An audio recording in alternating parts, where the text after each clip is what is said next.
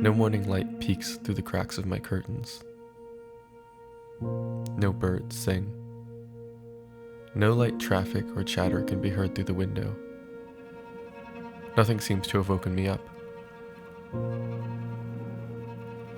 I think I must have risen too early, but checking my phone, I see that it's almost noon, and I pull back my curtains to reveal a San Francisco veiled in dim orange light.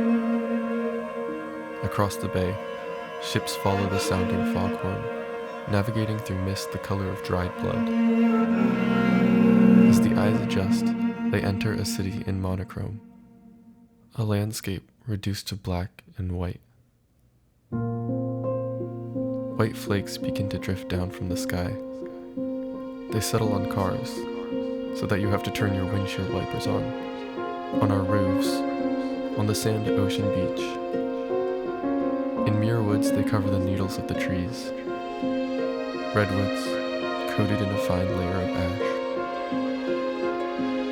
As the day progresses, smoke blowing in from fires in the north thickens above the sky, and the sky grows darker, oranger. 10 million years ago, I imagine something like this might have been seen on the south coast of Iceland. Sequoia trees under an orange sky choked with ash. At that time, the late Tertiary period, redwood forests covered Iceland along with much of the rest of the northern hemisphere, and their remains still lie in the sedimentary layers that delineate Iceland's geologic history. Fossilized cones, seeds, needles, and pollens. In the scale of geologic eras, it's a very recent history. Iceland's oldest rock is a mere 16 million years old, compared to the 3.5 billion year old rocks that can be found in the US. And much of the surface is younger still.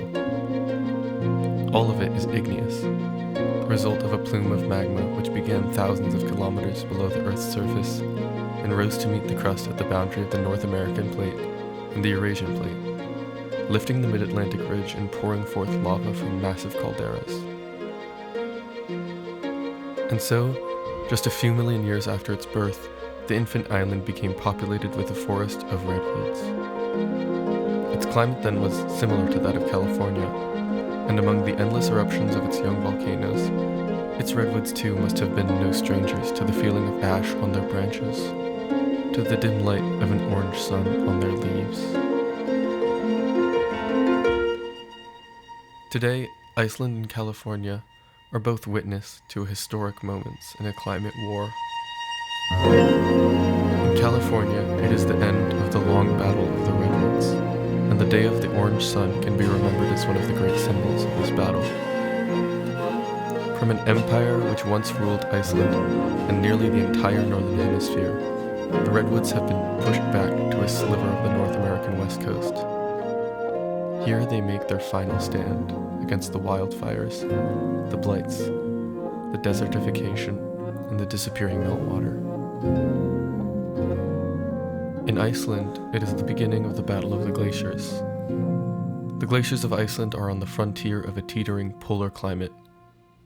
While the sea ice has already retreated a great distance, Iceland's glaciers are some of the first great masses of land ice that will be lost entirely to the war, but they will certainly not be the last. In comparison, the strongholds of Greenland and the Antarctic are great kingdoms of ice. But someday they too may go the way of the redwood. Slivers of their past vastness, the last glaciers no longer shield the Arctic from the beating sun, and as the world warms around them, they become victims of their own scarcity. As they run into the oceans, they leave behind sediments and erratics, which will one day become layers of geologic time. Records of a once great empire entombed in a band of earth, just like the cones and needles of the Icelandic redwoods. The history of the humans alive today will be remembered as a history of battles lost.